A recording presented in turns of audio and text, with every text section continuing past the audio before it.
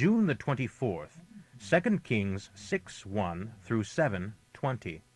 One day the seminary students came to Elisha and told him, As you can see, our dormitory is too small. Tell us, as our president, whether we can build a new one down beside the Jordan River where there are plenty of logs. All right, go ahead. Please, sir, come with us. I will.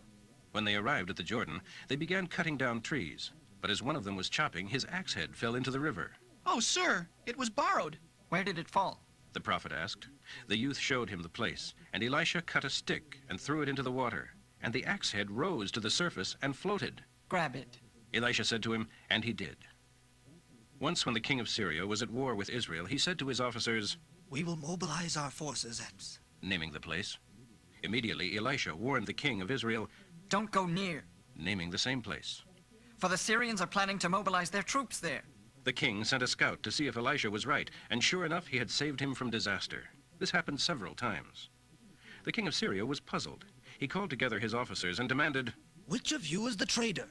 Who has been informing the king of Israel about my plans?" One of the officers replied, It's not us, sir. Elisha the prophet tells the king of Israel even the words you speak in the privacy of your bedroom. "Go and find out where he is, and we'll send troops to seize him." and the report came back. Elisha is at Dothan. So, one night the king of Syria sent a great army with many chariots and horses to surround the city. When the prophet's servant got up early the next morning and went outside, there were troops, horses, and chariots everywhere. "Alas, my master, what shall we do now?" Don't be afraid, for our army is bigger than theirs. Then Elisha prayed, Lord, open his eyes and let him see. and the Lord opened the young man's eyes so that he could see horses of fire and chariots of fire everywhere upon the mountain. As the Syrian army advanced upon them, Elisha prayed, Lord, please make them blind. and he did. Then Elisha went out and told them, You've come the wrong way.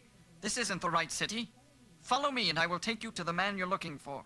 and he led them to Samaria. As soon as they arrived, Elisha prayed, Lord, now open their eyes and let them see. and the Lord did, and they discovered that they were in Samaria, the capital city of Israel. When the king of Israel saw them, he shouted to Elisha, "Oh, sir, shall I kill them? Shall I kill them?" Of course not. Do we kill prisoners of war? Give them food and drink and send them home again. So the king made a great feast for them, and then sent them home to their king. And after that, the Syrian raiders stayed away from the land of Israel. Later on, however, King Ben-Hadad of Syria mustered his entire army and besieged Samaria. As a result, there was a great famine in the city. And after a long while, even a donkey's head sold for $50, and a pint of dove's dung brought $3. One day, as the king of Israel was walking along the wall of the city, a woman called to him, Help, my lord the king. If the Lord doesn't help you, what can I do? I have neither food nor wine to give you. However, what's the matter? This woman proposed that we eat my son one day and her son the next. So we boiled my son and ate him. But the next day when I said, kill your son so we can eat him, she hid him. When the king heard this, he tore his clothes. The people watching noticed through the rip he tore in them that he was wearing an inner robe made of sackcloth next to his flesh. May God kill me if I don't execute Elisha this very day. The king vowed. Elisha was sitting in his house at a meeting with the elders of Israel when the king sent a messenger to summon him. But before the messenger arrived, Elisha said to the elders, This murderer has sent a man to kill me. When he arrives, shut the door and keep him out, for his master will soon follow him. While Elisha was still saying this, the messenger arrived, followed by the king. The king stormed, The Lord has caused this mess. Why should I expect any help from him? Elisha replied, The Lord says that by this time tomorrow, 2 gallons of flour or 4 gallons of barley grain will be sold in the markets of Samaria for $1. The officer assisting the king said, That couldn't happen if the Lord made windows in the sky. But Elisha replied, You will see it happen, but you won't be able to buy any of it. Now there were 4 lepers sitting outside the city gates. They asked each other, Why sit here until we die? We will starve if we stay here. We will starve if we go back into the city. So we might as well go out and surrender to the Syrian army. If they let us live, so much the better. But if they kill us, we would have died anyway. So that evening they went out to the camp of the Syrians. But there was no one there, for the Lord had made the whole Syrian army hear the clatter of speeding chariots and a loud galloping of horses and the sounds of a great army approaching. "The king of Israel has hired the Hittites and the Egyptians to attack us." They cried out, so they panicked and fled into the night, abandoning their tents, horses, donkeys, and everything else. When the lepers arrived at the edge of the camp, they went into one tent after another, eating, drinking wine, and carrying out silver and gold and clothing and hiding it. Finally, they said to each other, This isn't right. This is wonderful news, and we aren't sharing it with anyone. Even if we wait until morning, some terrible calamity will certainly fall upon us. Come on, let's go back and tell the people at the palace. So they went back to the city and told the watchmen what had happened. They had gone out to the Syrian camp and no one was there. The horses and donkeys were tethered, and the tents were all in order, but there was not a soul around. Then the watchmen shouted the news to those in the palace. The king got out of bed and told his officers, I know what has happened. The Syrians know we are starving, so they've left their camp and have hidden in the fields, thinking that we will be lured out of the city. Then they will attack us and make slaves of us and get in.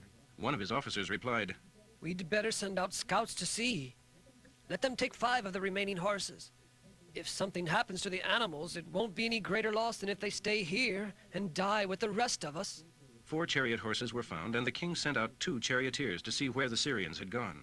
They followed a trail of clothing and equipment all the way to the Jordan River, thrown away by the Syrians in their haste. The scouts returned and told the king, and the people of Samaria rushed out and plundered the camp of the Syrians. So it was true that 2 gallons of flour and 4 gallons of barley were sold that day for $1, just as the Lord had said. The king had appointed his special assistant to control the traffic at the gate, but he was knocked down and trampled and killed as the people rushed out. This is what Elisha had predicted on the previous day, when the king had come to arrest him. And the prophet had told the king that flour and barley would sell for so little on the following day.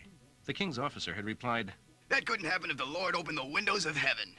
And the prophet had said, You will see it happen, but you won't be able to buy any of it. and he couldn't, for the people trampled him to death at the gate. Acts 15:32 through 16:15. Then Judas and Silas, both being gifted speakers, preached long sermons to the believers, strengthening their faith. They stayed several days, and then Judas and Silas returned to Jerusalem, taking greetings and appreciation to those who had sent them. Paul and Barnabas stayed on at Antioch to assist several others who were preaching and teaching there. Several days later, Paul suggested to Barnabas that they return again to Turkey and visit each city where they had preached before to see how the new converts were getting along. Barnabas agreed and wanted to take along John Mark, but Paul didn't like that idea at all, since John had deserted them in Pamphylia. Their disagreement over this was so sharp that they separated. Barnabas took Mark with him and sailed for Cyprus, while Paul chose Silas, and, with the blessing of the believers, left for Syria and Cilicia to encourage the churches there. Paul and Silas went first to Derbe, and then on to Lystra, where they met Timothy, a believer whose mother was a Christian Jewess, but his father a Greek. Timothy was well thought of by the brothers in Lystra and Iconium, so Paul asked him to join them on their journey. In deference to the Jews of the area, he circumcised Timothy before they left, for everyone knew that his father was a Greek and hadn't permitted this before. Then they went from city to city, making known the decision concerning the Gentiles as decided by the apostles and elders in Jerusalem. So the church grew daily in faith and numbers. Next, they traveled through Phrygia and Galatia, because the Holy Spirit had told them not to go into the Turkish province of Asia at that time. Then, going along the borders of Mysia, they headed north for the province of Bithynia. But again, the Spirit of Jesus said no. So instead, they went on through Mysia province to the city of Troas. That night, Paul had a vision. In his dream, he saw a man over in Macedonia, Greece, pleading with him, "Come over here and help us." Well, that settled it. We would go to Macedonia, for we could only conclude that God was sending us to preach the good news there. We went aboard a boat at Troas and sailed straight across to Samothrace, and the next day on to Neapolis. And finally reached Philippi, a Roman colony just inside the Macedonian border, and stayed there several days. On the Sabbath, we went a little way outside the city to a riverbank where we understood some people met for prayer, and we taught the scriptures to some women who came. One of them was Lydia, a saleswoman from Thyatira, a merchant of purple cloth. She was already a worshiper of God, and as she listened to us, the Lord opened her heart, and she accepted all that Paul was saying.